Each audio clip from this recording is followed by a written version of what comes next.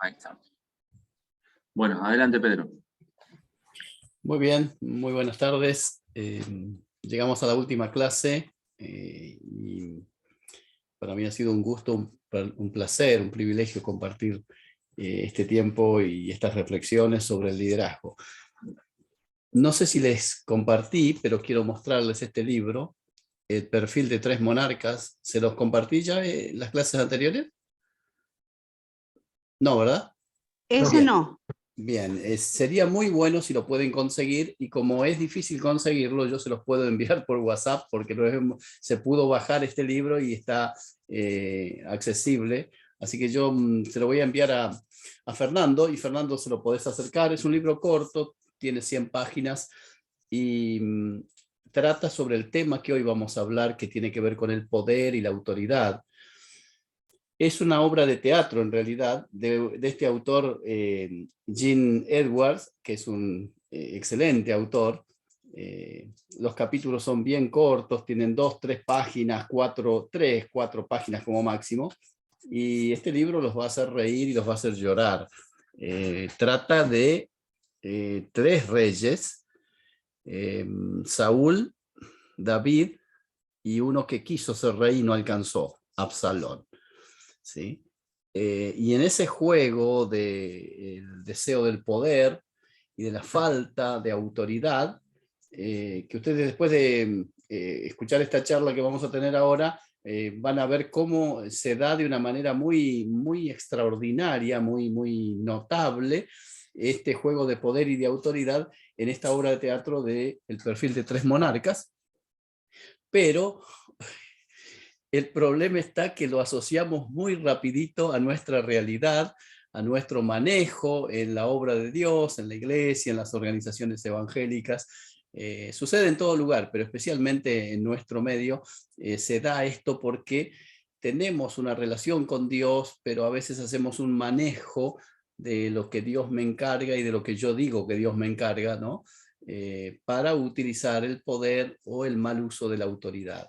Así que les propongo que lo lean. Yo en la materia esta de pastoral y liderazgo que daba en el profesorado, lo daba como trabajo práctico, hacía que leyeran el libro y que luego en 1 o 2 páginas como máximo hicieran un abstract, una síntesis del libro y de las lecciones que se han aprendido. Así que si lo quieren hacer, háganlo para ustedes, les va a ser muy, muy útil. Para adentrarnos en el tema del poder y la autoridad, tenemos que tener claridad de que poder y autoridad no son antónimos, pero tampoco son sinónimos, ¿sí? Son dos conceptos que pueden entrelazarse, entrecruzarse, pueden complementarse o en ocasiones pueden divorciarse, ¿sí? El tema es que nosotros pudiéramos clarificar el concepto de poder y el concepto de autoridad. En la Biblia, en el Nuevo Testamento, hay varios pasajes que hablan del poder y de la autoridad, pero la palabra que se utiliza es la misma. Lo que sucede es que de acuerdo a la situación y al contexto, es que se puede percibir que trata de una o de otra cuestión. Ustedes saben que las palabras son polifacéticas, es decir, tienen muchas facetas la misma palabra, depende el contexto, el lugar histórico, depende también el ámbito en el que se diga o la disciplina en la que se esté tratando esa palabra, ¿sí? Para clarificarlo, ¿recuerdan cuando el Señor Jesucristo dijo: todo poder me es dado en el cielo y en la tierra? ¿Recuerdan? Algunas versiones dicen: toda potestad me es dada. Después, en otra ocasión, Jesús, antes de ese, no estoy diciendo los textos en forma cronológica, sino para graficar, cuando Pilato le dijo a Jesús: ¿no sabes que yo tengo autoridad para dejarte en libertad o mandarte a crucificar? ¿Se acuerdan? Y Jesús le dijo: ninguna autoridad tienes si no te fuere dado del Padre. Bueno, observen que ahí la palabra dice ninguna autoridad tiene, y es en realidad ningún poder, ¿sí? Ya vamos a ver por qué. En otra ocasión Jesús entra, como siempre lo hacía, enseñaba en un lugar, en otro, y dice que la gente, ¿se acuerdan cómo dice? Se admiraba de su doctrina porque les enseñaba como quien tiene autoridad y no como los escribas. Ahora ahí la palabra autoridad no es poder, es autoridad. Ahí la discernimos un poquito más, lo de autoridad y poder. Vamos a ir desgranando poco a poco esta cuestión. Para empezar, vamos a tratar de comprender un poquito esto del poder y déjenme que les diga esta cuestión. Todos nosotros, como somos seres humanos creados a imagen y semejanza de Dios, tenemos voluntad propia. Es decir, el ser humano tiene racionalidad, tiene sentimientos, afectos y tiene también voluntad. La voluntad es la capacidad de tomar decisiones, ¿sí? De elegir. Cuando uno está solo, elige y no tiene que darle cuenta a nadie. Yo viví solo en mi época de estudiante, de los 8 años que viví aquí en Buenos Aires, de los 14 años de edad hasta los 22, 4 de esos 8 años viví solo. Así que tengo una experiencia interesante de qué es vivir solo, y posiblemente alguno de ustedes vivió solo también, se fue a vivir solo sin casarse, o alguno quizás esté viudo, separado, o sea soltero y viva solo. Y cuando vos vivís solo, en tu ámbito, en tu casa, vos decidís a qué hora comés, te vas a ir a duchar y te vas sacando la ropa en el camino y la podés ir dejando en el camino, ¿verdad? Y nadie te va a decir nada, porque estás solo, ¿sí? La decisión tuya es absoluta. El tema es cuando te asocias con otro. Cuando te asocias con otro ya no está tu voluntad solamente, sino que hay otras voluntades. Entonces, ahora hay que tomar decisiones para el bien común. Esas decisiones alguien las tiene que tomar. Si yo estoy solo, decido solo. Me caso o vivo con alguien, compañero de trabajo, de estudio, lo que sea, a veces se van a alquilar juntos, y entonces ahora hay que decidir entre dos, pero si son 4, es un poquito más complicado. Y si son 10 y si son 100, ¿cómo hacer para que esas voluntades puedan tomar la decisión, no sé si correcta, pero por lo menos la más adecuada para el beneficio de la mayoría? Quien toma la decisión para los demás es el que ejerce el poder de decisión, ¿sí? Que es un poder político, le llamamos, ¿sí? Porque es un poder de gobierno. Cuando hay asociación de voluntades, entonces se necesita que alguien decida.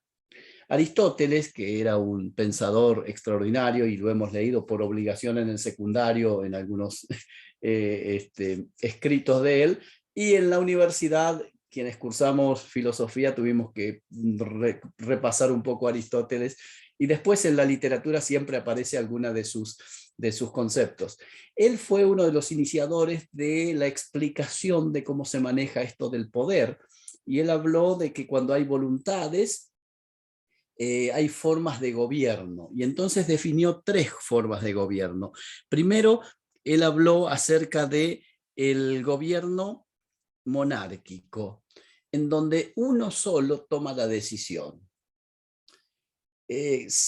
Cuando se dio esto de la monarquía, fíjense qué interesante, para que esta persona, el monarca, el rey, pudiera decidir por todos y no tuviera demasiadas críticas y fuera aceptado y obedecido, en el imaginario de la gente crearon la idea de que el monarca era un representante de la divinidad y que era un ser divino casi, medio divino y medio humano. Entonces había que obedecerle porque si no el castigo divino venía sobre los que desobedecían, ¿sí? Y el monarca era un dios, para nosotros un semidios. Tal es así que en el Imperio Romano el monarca, el emperador, se le llamaba Quirios, ¿se acuerdan? Quirios o Curios, que era señor. Señor era dueño absoluto y tenía poder de decisión sobre la vida y la muerte. Entonces la primera forma es la monarquía. Pero hay una segunda forma, dice Aristóteles, que es la cuando gobiernan varios, pero no todos, él le llama la oligarquía. Y en esta época que vivimos, somos conscientes en los noticieros y demás, y algunos políticos que hablan en contra de los oligarcas, ¿vieron? Y se critica a ese grupito que maneja y que tiene poder. En realidad los que critican son los que no están en ese grupito, porque en cuanto te pudieras colar y estar en ese grupito, dejarías de criticar, ¿verdad? Esto pasa en todos los ámbitos. ¿Vieron cuando hay un grupo que a veces se dice, no, estos son una camarilla, ellos quieren manejar todo, ¿sí? Son una oligarquía, dirigen ellos, manejan ellos, tienen poder de decisión. Claro, cuando te invitan a estar en ese grupito, ya dejas de criticar a esa oligarquía y decís qué buenas decisiones estamos tomando, ¿no es cierto? Bien, es el gobierno de pocos. Ahora hay una tercera posibilidad de gobierno que no es la monarquía, gobierna uno, tiene el poder, no es la oligarquía, tienen algunos el poder, sino la famosa democracia. Demos es pueblo, cracia es gobierno, el gobierno del pueblo. Teóricamente esta es la mejor forma de gobierno. Quienes vivimos en democracia sabemos que no es ni la mejor ni la única, pero bueno, estamos allí. ¿Qué es la democracia? Es todos gobiernan, todos deciden. Ahora, ¿es posible esto? Esto es imposible, no se puede, no pueden todos decidir. Por eso dice, nuestra Constitución, por ejemplo, dice el pueblo no delibera ni gobierna, sino por medio de sus representantes. Quiere decir que el pueblo, el demos, le entrega a sus representantes el poder de decisión, que decidan por los demás. Claro, para desconsuelo nuestro, los representantes normalmente deciden para beneficio de ellos, ¿verdad? Entonces, estas decisiones, este poder, este manejo, lo quieren tener, voy a usar un término del himnario, sempiternamente, ¿sí? Que lo quieren tener para siempre, no quieren soltar el poder, porque deciden, toman decisiones para los demás.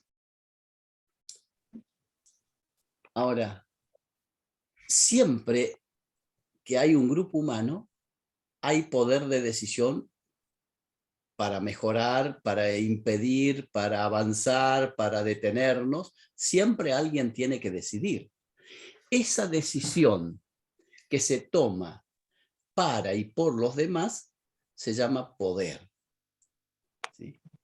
Nosotros, en nuestra familia, tenemos un poder. El papá, la mamá, tienen poder de decisión.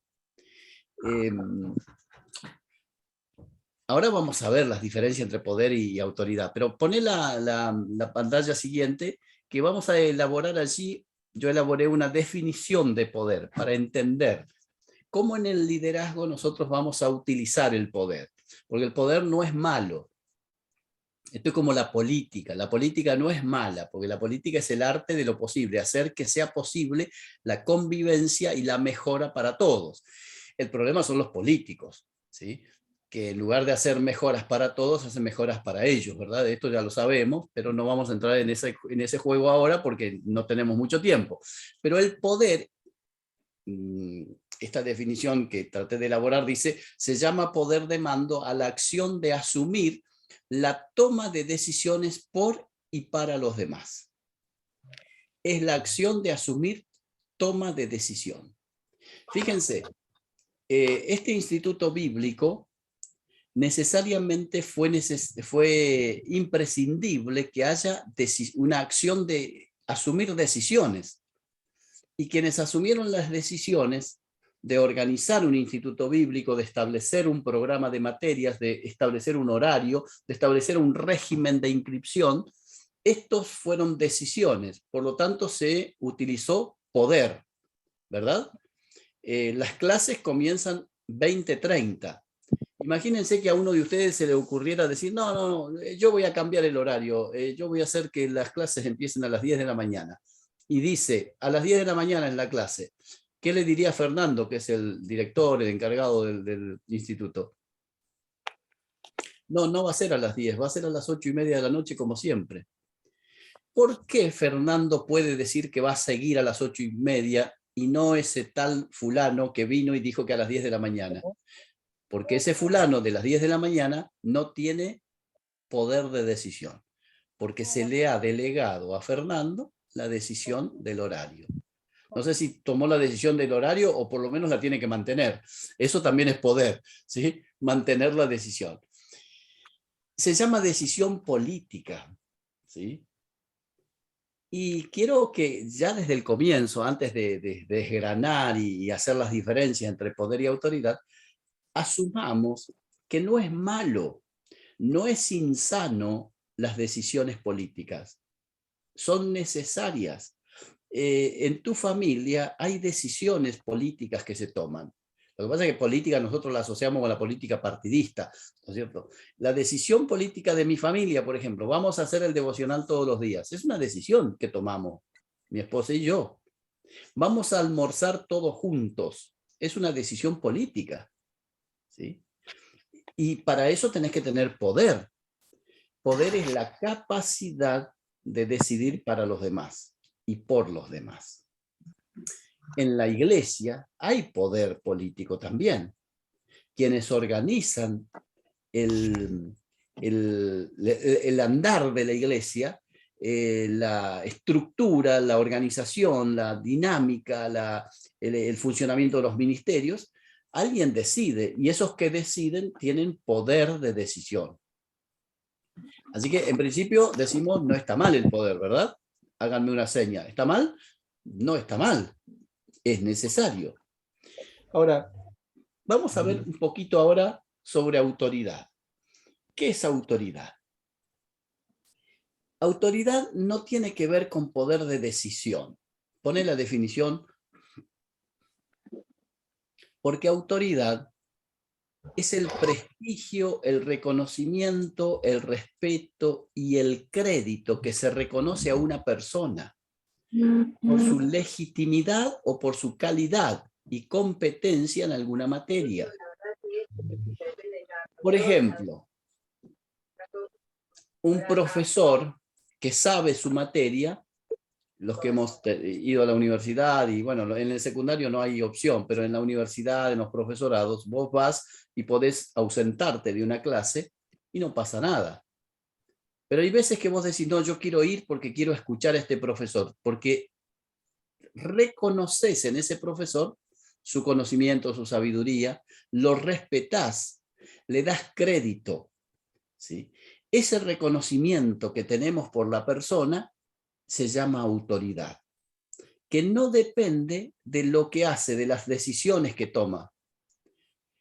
Lo bueno es que quienes tienen poder de decisión sean personas de autoridad. Yo citaba al comienzo cuando a Jesús le dijeron no, cuando Jesús enseñaba y la gente dijo, dice el evangelista, y se admiraban de su doctrina porque les enseñaba como quien tiene autoridad. Es decir, él tenía autoridad y no como los escribas, porque los escribas decían una cosa y hacían otra. No tenían integridad, no tenían una vida que les respaldara. Entonces no tenían autoridad, aunque en algunos casos ellos tenían poder. Y acá vamos a empezar a desgranar. Se puede tener poder de decisión y no tener autoridad. ¿Vieron cuando alguien está en un cargo y uno dice, este es un inútil, no sé por qué lo nombraron jefe, lo nombraron gerente, lo nombraron encargado, si no sabe nada, ¿sí? Pero lo que pasa es que es familiar de, hijo de, nieto de, sobrino de, amigo de, y por eso lo nombraron. Le dieron poder, pero no tiene autoridad. En otros casos, la persona que está dirigiendo es una persona que sabe de la materia, tiene autoridad y, porque es reconocido, trata bien a la gente y tiene autoridad, pero además toma decisiones, ¿sí? Entonces, el poder y la autoridad en el liderazgo deben ser complementarias. Ahora vamos a ver nosotros en este tiempo las diferencias que hay entre poder y autoridad. Para graficar esto de poder, yo cuento una anécdota que me sucedió en el colegio. Ustedes saben que yo fui director de escuelas primarias, de escuela primaria, de jardín y primario, fui director por varios años, aquí en ESEA, en Villarreal. Una escuela tiene 2.500 alumnos, la escuela primaria tiene 1.100. Y cuando yo era director de la escuela, cuando vos sos director te dan el sillón de la dirección. Entonces ahí te dan poder, no autoridad, ¿sí? Te dan poder de decisión. Tuve entrevistas, cantidades, con alumnos, con profesores, con padres. Pero una de las historias que cuento yo ahí en el libro es que en una ocasión un niño de segundo o tercer grado, de estos que se hacen mucho barullo, ¿vieron? Y la maestra estaba cansada del chico y finalmente lo trajo a dirección para que yo hablara con él. En esa época yo usaba bigotes, andaba siempre de corbata, de traje por mi función, porque ostentaba el cargo de director y tenía poder, ¿sí? Y bueno, entonces lo traen al chico. Converso con el chico, lo saludo de las formas que ellos se saludan, con la mano, con el puño, con el dedo, todos los gestos que hacen los niños, y me fui ganando la confianza de él. Acordamos que se va a portar bien, que le va a pedir disculpas a la maestra. Y cuando ya estaba todo más o menos listo, nos saludamos, el niño se está yendo y cuando llega a la puerta de la dirección se da vuelta y me dice, director, ¿le puedo decir algo? Sí, le digo, ¿qué pasa? Qué lindo que es ser director, me dice. Y le digo, ¿por qué? Y usted manda y todos obedecen. Fíjense, un niño de segundo o tercer grado ya puede vislumbrar lo que es el poder. Por supuesto, cuando el niño dijo así, yo pensé para mis adentros, no se lo dije, pero pensé, ojalá fuera así, ¿no? Que uno manda y todos obedece. No, no siempre es así, por más poder que tengas a veces, ¿no? Bien, pero el poder es eso, que vos puedas decir algo y que la gente pueda hacerlo. Ahora, vamos a mirar las diferencias que hay entre poder y autoridad y cómo se pueden unificar, conciliar. Cuando están divorciadas, se genera un estado de desagrado, un estado de fastidio en los liderados, una vivencia desagradable. Veamos, a ver si tenemos ahí las diferencias entre poder y autoridad.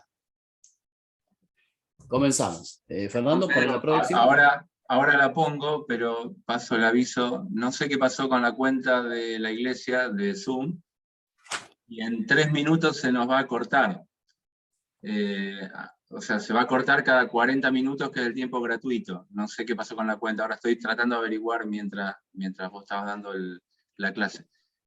Si nos llega a pasar, que va a ser lo más probable, simplemente vuelvan a conectarse por el mismo enlace y reiniciamos la reunión. Ok. Una decisión política, mientras no se paga, se corta. Sí, qué cosa, ¿no? Eso. Se ve que habrá que pagar. Bueno, no sé qué nos pasó. Bueno, ahí seguimos, Pedro. Bien. Mientras pone...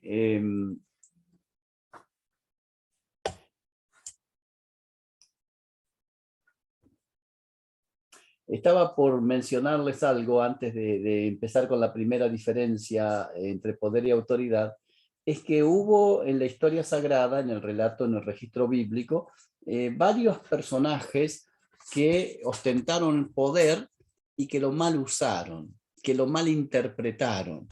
El caso de Saúl, por ejemplo, ¿recuerdan?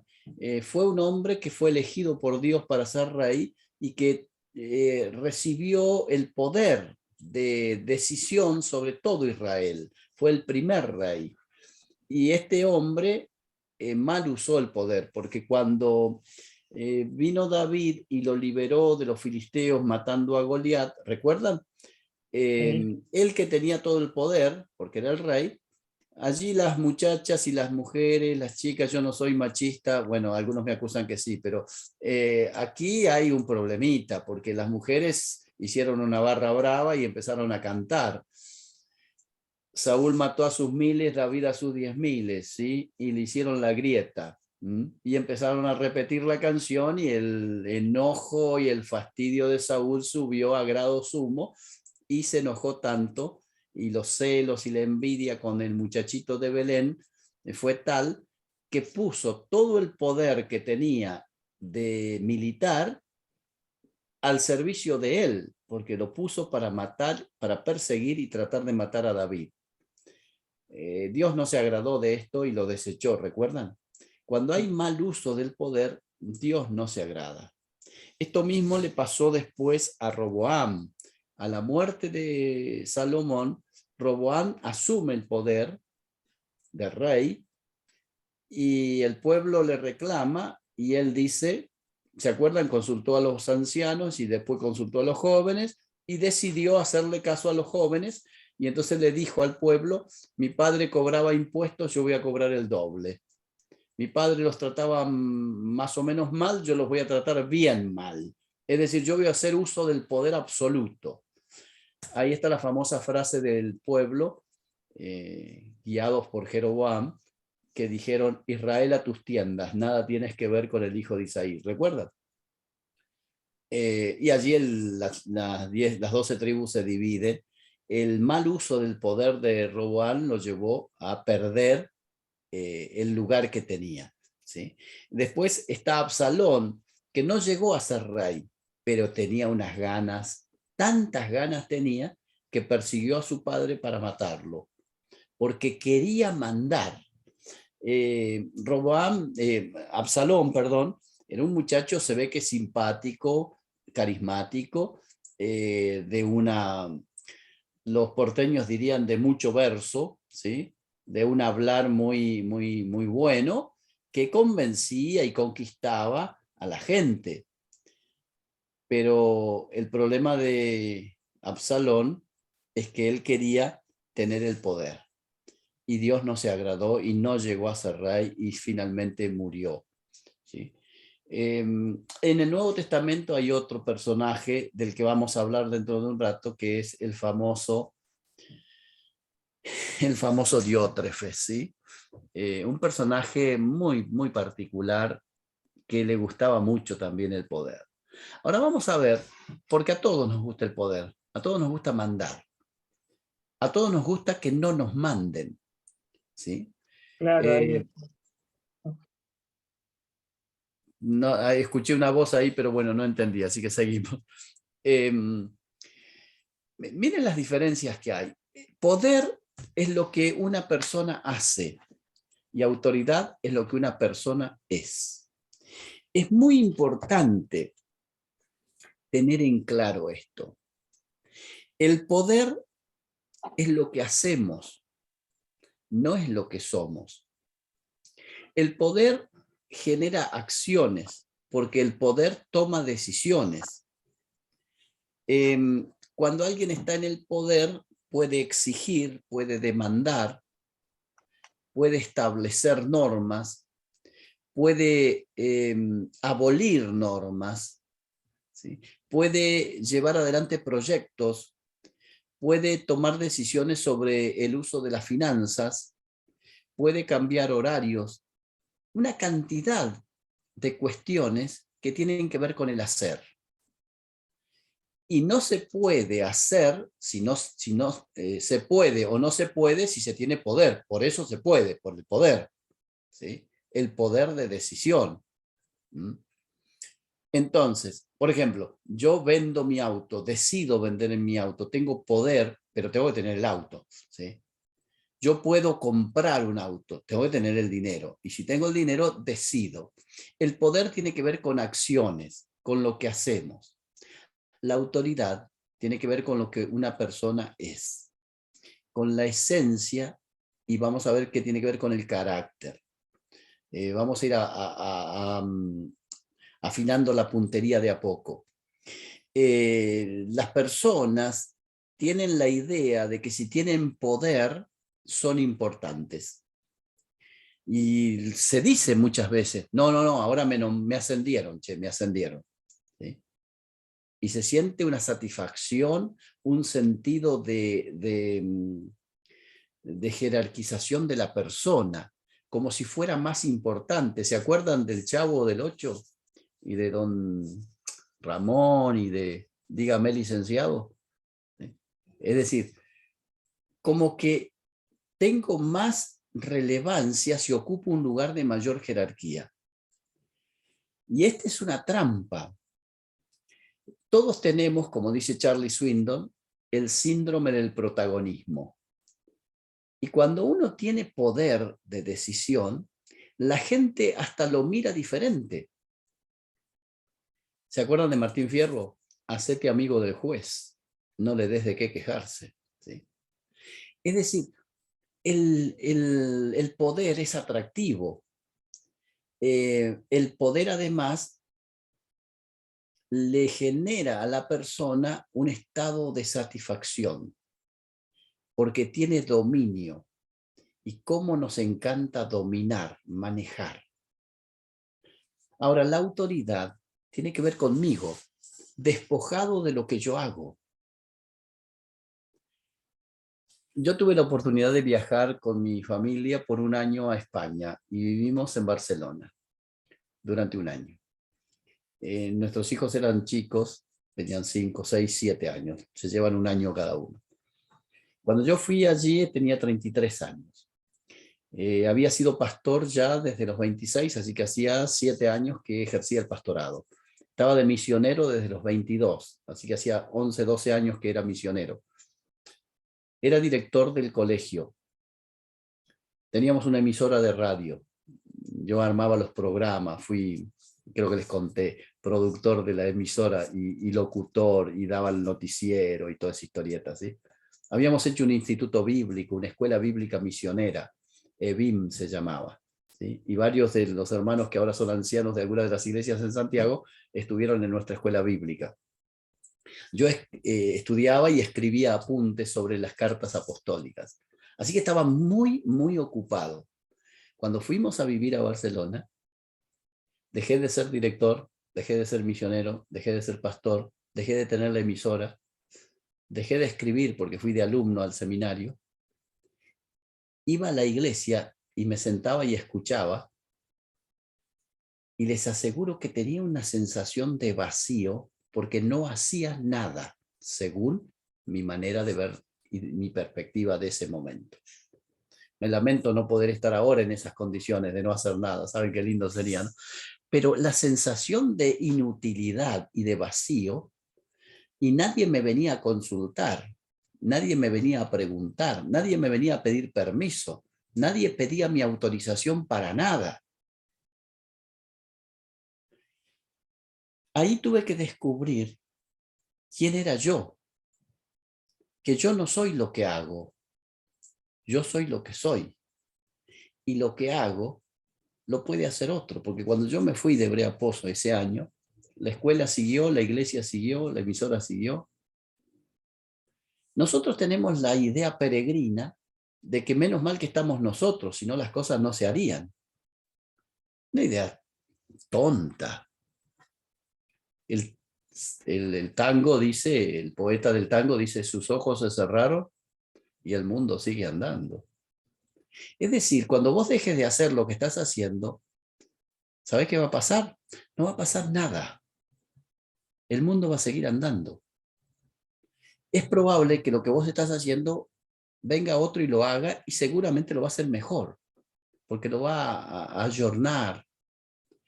O aún peor todavía, es posible que lo que vos estás haciendo, cuando vos te vayas, te mueras, no lo va a hacer nadie y no va a pasar nada. Entonces vos que hoy decís, cuando digo vos, digo yo, que creo que menos mal que estoy yo, vieron que nosotros creemos que la luz llega cuando llegamos nosotros, ¿sí? Y se acaba el show cuando nos vamos. No, no es así, ¿eh? Es decir, la autoridad, el poder que tenemos por lo que hacemos es temporal absolutamente. Lo que somos es lo valioso. Vamos a la segunda, porque yo me quedo con la primera siempre y me olvido de que hay otras más. Poder tiene que ver con una función y autoridad tiene que ver con el carácter. La función es lo que se me ha delegado. Y yo tengo que saber, por eso les decía recién de lo temporal que es lo que hago. Yo fui director, pero como dicen los muchachos, fuiste, pues no soy más. Hace 8 meses me jubilé y nadie me viene a consultar absolutamente nada si no estoy más de director. La función es una acción que hago por un tiempo. Y en ese tiempo que estoy ejerciendo la función, tengo poder para decidir. Se reparten las funciones, ya vamos a ver ahora dentro de un ratito el tema del repartir, pero es un tiempo en donde yo ocupo un lugar, un cargo, ¿sí? Y algunos cargos son temporales, son una suplencia o un cargo por 1 año o por 2 años, y después te vas. La autoridad tiene que ver con el carácter. ¿Qué es el carácter? El carácter tiene que ver con las decisiones que yo voy tomando y con el aprendizaje que voy adquiriendo. No hay que confundir el temperamento con el carácter. El temperamento es lo innato, lo que yo traigo. Algunos son tranquilos, son ensimismados, otros somos un poco más expresivos. Tilda Hay o Tilda Haye, no sé cómo quieras llamarlo, hace muchos años escribí un libro que se llamaba Temperamentos controlados, creo que se llamaba, ¿sí? Que hablaba de los 4 temperamentos, no sé si alguien lo leyó en su momento, era muy famoso el libro ese, y entonces el temperamento lo describía como nuestra manera de reaccionar, ¿sí? De tomarnos la vida de tal o cual manera, algunos más melancólicos, otros más flemáticos, otros más sanguíneos, ¿sí? Tiene que ver con mi actitud hacia. El carácter es lo aprendido, lo adquirido. Algunos dicen, no, yo tengo este carácter, ¿viste? Y voy a morirme así. No, no, no, no, no, es un error, es una necedad decir yo tengo este carácter y me voy a morir así. Los que dicen eso son unos mediocres, no se animan a ponerle el pecho a las balas y decir, así soy, pero está mal, tengo que cambiar. El carácter son las conductas que yo asumo y cuando las reitero se transforman en hábitos y esos hábitos forman mi carácter. No, yo soy un re indisciplinado, che, siempre fui así. Sí, siempre fuiste así, pero sos un salame, porque no debiera ser así. Porque por indisciplinado perdés tiempo, perdés esfuerzo, perdés amigos, perdés libro, perdés un montón de cosas. Entonces, el carácter nos da autoridad. Por eso nosotros debemos procurar parecernos cada día más a Jesús. El fruto del Espíritu es lo que nos hace parecernos a Jesús. Y el carácter es algo que yo debo trabajar. La función me la dan por un tiempo. El carácter lo tengo toda la vida y tengo la posibilidad de trabajarlo, ¿sí? Cuando San Pablo dice en Filipenses, estoy persuadido de esto, que el que comenzó en ustedes la buena obra. Fíjense, comenzó en ustedes, no las buenas obras para hacer, sino la buena obra que Dios quiere hacer en mi carácter. Esa transformación. Pero la transformación que Dios quiere hacer con nosotros no es algo místico. Algunos tienen la idea peregrina de que ir creciendo en la vida cristiana y en la vida espiritual es llenarse de conocimiento de la Biblia y un poco de humo alrededor o vapor, ¿sí? No, no, no, no, no. Crecer en la vida cristiana es cambiar de conductas negativas y nefastas y pecaminosas y carnales en conductas que sean aprobadas por Dios y que se parezcan al carácter de Jesús. Entonces, poder tiene que ver con la función y autoridad tiene que ver con el carácter. En tercer lugar, poder es limitado y debe repartirse. Y autoridad es ilimitada y no se reparte.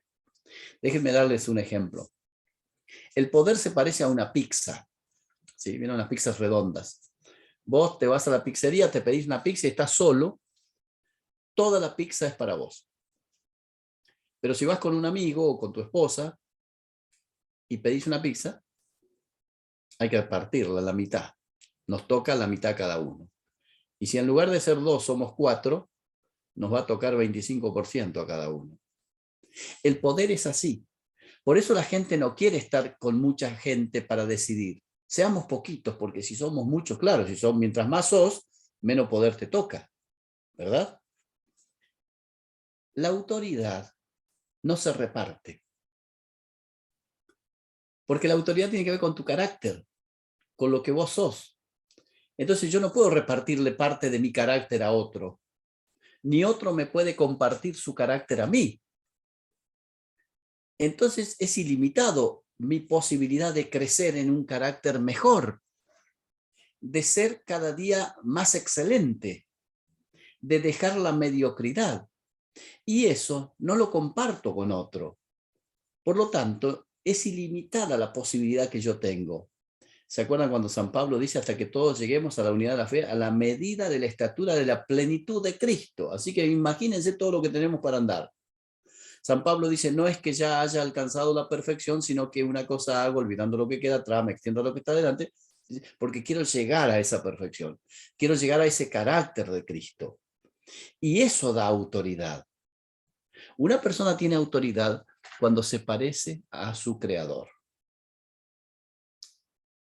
Y es ilimitada la posibilidad de crecer. ¿Qué hora es? ¿Estamos bien? Pone la próxima. Poder es una delegación temporal, lo decíamos hace un momento. Es tan importante que vivamos conscientes de que esto que me dieron ahora, la coordinación, la jefatura, la dirección, el ancianato, la gerencia, es temporal. Es por un tiempo. Yo cuando me jubilé hace 8 meses, yo había escrito un artículo que no sé si creo que a Fernando se lo mandé, ¿por qué debo retirarme a tiempo? ¿Sí? Y yo cumplir los 60 años y renuncié en ese mismo mes y me jubilé. Podía quedarme 5 años más en la ciudad de Buenos Aires, no sé si en todo el país, creo que no es en todo el país, en cada provincia, en cada distrito es distinto. En la ciudad de Buenos Aires, el docente hombre, varón, puede jubilarse a los 60, a los 65 debe jubilarse, pero si quiere, puede jubilarse a los 60. Yo ya era casi el abuelo de los alumnos, entonces me parecía que era exagerado estar hasta los 65. Y yo siempre le decía a mi esposa que me iba a retirar cuando llegara el momento justo, ni un día más ni un día menos. Y se lo dije tantas veces que 5 años antes de que yo me jubile, mi esposa me pidió que lo escribiera. Me dijo, ¿por qué no lo escribís esto que me estás diciendo? Porque cuando llegue la fecha, yo quiero recordarte lo que vos estás diciendo, para que te jubiles y no te quedes aferrado al sillón del director. Así que yo lo escribí, y escribí 7 razones por qué hay que retirarse a tiempo. ¿Por qué uno tiene que tener conciencia de que el poder es una delegación, me la entregaron, no es mía, y es temporal, es por un tiempo? Yo no les voy a dar las 7 razones porque no me voy a publicitar en mi artículo, pero sí quiero decirles que cuando uno va avanzando en la edad, va perdiendo el registro de lo nuevo. No va perdiendo, no lo puede adquirir con la misma facilidad que lo hacen los jóvenes. Entonces yo no puedo pretender dirigir un colegio a los 60 años cuando ha avanzado todo, ha cambiado todo, y a mí no me ha sido fácil subirme al cambio. Los que vienen detrás ya vienen con el cambio, ¿sí? Esto mismo sucede en la iglesia. Cuando yo escribí esto, estuve en un programa de radio, después en un programa de televisión contando esto, y algunos pastores me llamaron para preguntarme cómo es que te jubilás de pastor también, ¿sí? Entonces yo explicaba esto.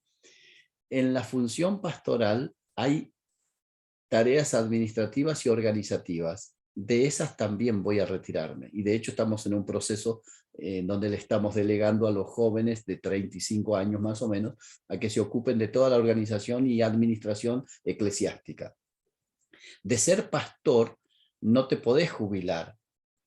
De la función pastoral en todo caso sí, pero de ser pastor, porque ser pastor es enseñar la palabra, cuidar personas, ocuparse de la gente. Esa es la tarea pastoral, porque eso dijo Jesús: me amas, apacienta mis ovejas. ¿Sí? No dijo, me amas, organiza los congresos, los seminarios, los institutos. Me amas, construye edificios. ¿Sí? No, no, no, me amas, apacienta mis ovejas. Entonces, el pastorado tiene que ver con eso. Volvemos a esto. El poder es una delegación temporal. Hay que tener conciencia de que por un tiempo estoy cumpliendo esta función. La autoridad puede mantenerse por toda la vida. En tanto y en cuanto el testimonio de la vida, la integridad, la credibilidad, el parecerte a Jesús siga estando presente, tendrás autoridad, porque tendrás el reconocimiento, el aval, el deseo de imitarte de parte de otros, ¿sí? Tendrás la acreditación del entorno en el que vives. Entonces tendrás autoridad, porque la autoridad tiene que ver con tu carácter, tiene que ver con lo que sos, y el poder con una delegación temporal.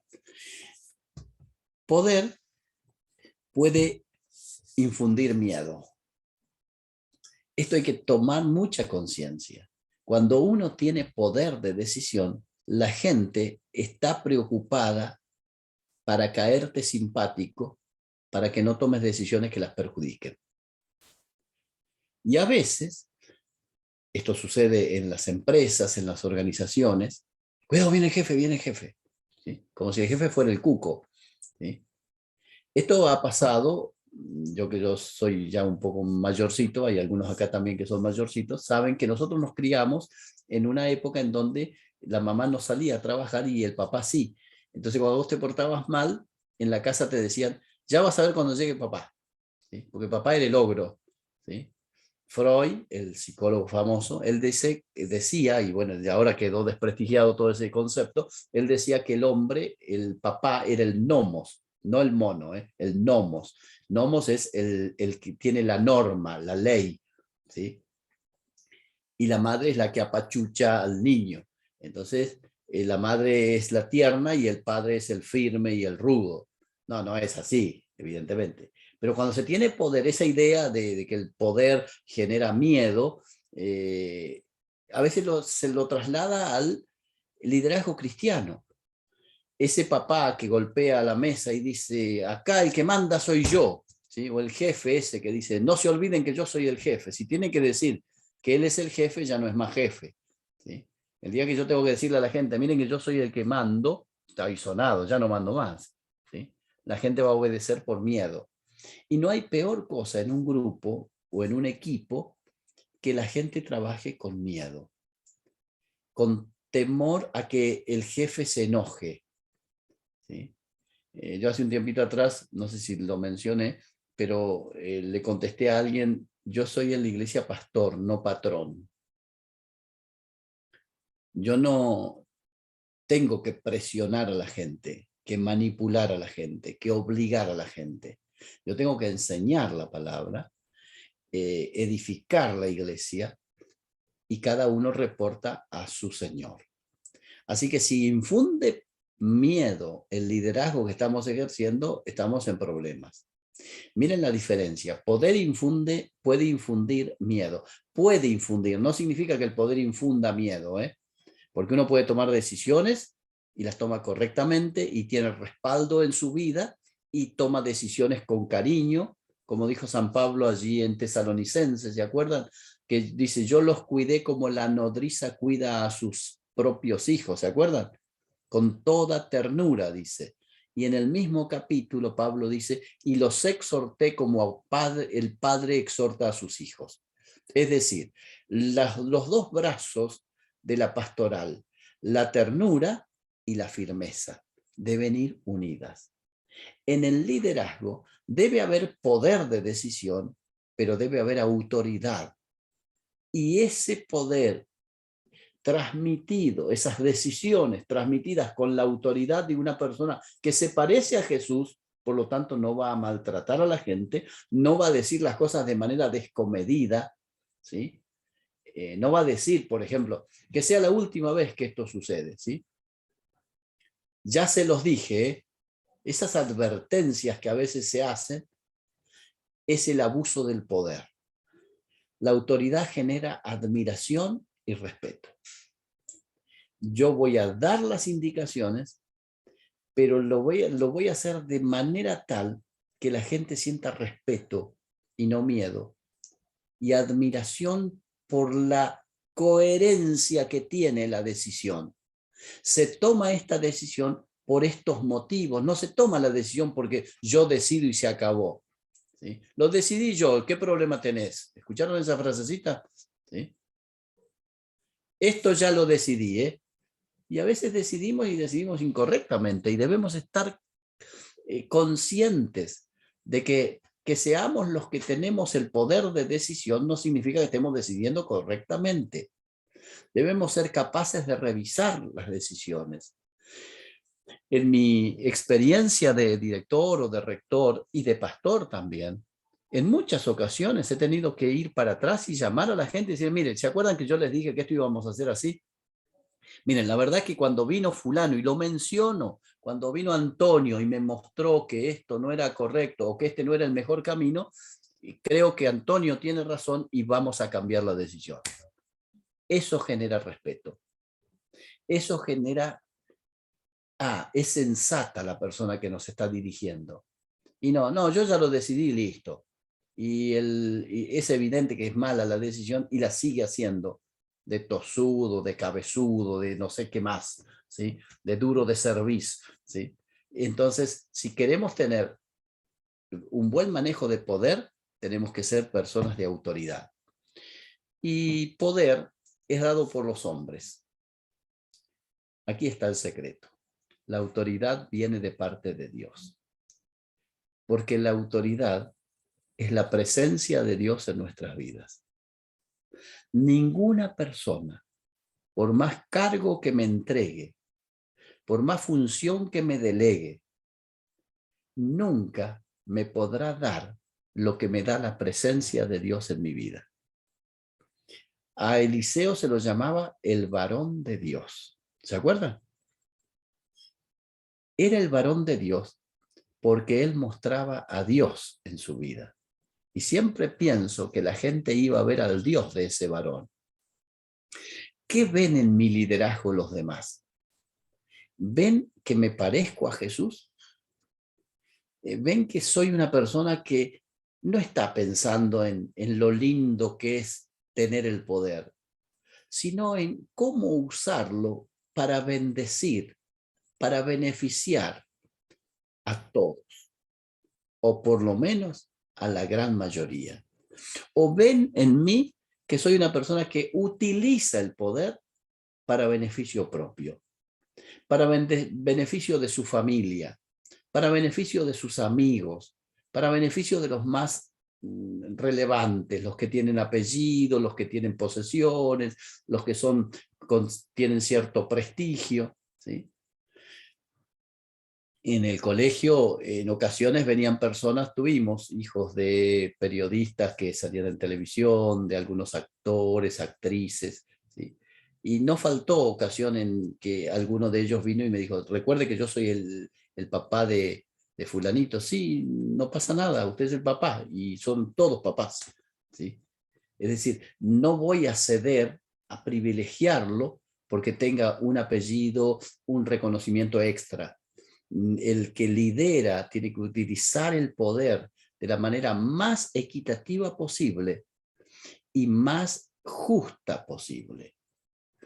Yo conté el otro día dando este tema, con esto termino porque se nos ha ido la hora, pero yo conté que en una ocasión, hace muchos años ya, porque mi hija se había recibido hacía muy poquito, y había una vacante en el jardín, y entonces se presentaron 3 currículum, 3 personas, entre ellas mi hija. Y yo era el que decidía a quién tomábamos. Entonces fui y hablé con el director general, el representante legal, y le conté, mira, tenemos este cargo que tenemos que cubrir y tenemos 3 personas. No le dije que una era mi hija. Entonces me dijo, bueno, fíjate vos cuál te parece que puede entrar y y listo. Después pasame la persona que decidiste y la tomamos. Entonces yo fui a mi escritorio y tomé los 3 currículum. Y estaba el de mi hija. No les puedo explicar la lucha que tuve, porque quiero que sepan que soy de carne y huesos. Y me moría por llamar a mi hija. Entonces oré y dije, voy a usar el método el sistema, el procedimiento que siempre usamos. El currículum que vino primero, el que vino segundo y el que vino tercero. Y el tercero el de mi hija. Y yo no lo podía cambiar. Podía haberlo hecho. Nadie me hubiera dicho nada, nadie sabía qué orden traía. Así que yo hice las entrevistas a las 2 personas y a mi hija no le hice yo la entrevista, se lo hizo la vicedirectora. Y entonces y ahora había que llamar. Y charlamos con la vicedirectora. Y entonces la vicedirectora me miraba como diciendo, llamemos a tu hija. Entonces yo le dije, llamemos a la persona que corresponde por el orden de currículum. Tenían las 3 el mismo currículum prácticamente. Así que llamamos a la primera. Y aceptó. Y entonces le dimos el cargo. Y una semana antes de que comiencen las clases, nos habló por teléfono y dijo que no iba a venir, que había conseguido en otro lugar. Y bueno, ahora quedaban 2. Y otra vez la misma tentación. Y entonces llamamos a la segunda. Y dijo que iba a venir a tener una charla con nosotros. Y vino, y la atendió la vicedirectora, no me acuerdo por qué, yo no la atendí, la atendió la vicedirectora, y ya había dicho que sí, y la última pregunta que hizo la chica fue, ¿cuánto voy a ganar? Entonces la vicedirectora levantó el teléfono, llamó a administración, le dijeron, y se lo dijo. Y cuando le dijo, no, por esa plata yo no me quedo. Y se levantó y se fue.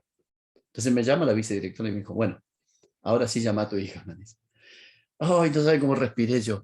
Pero quiero que sepan que no me fue sencillo.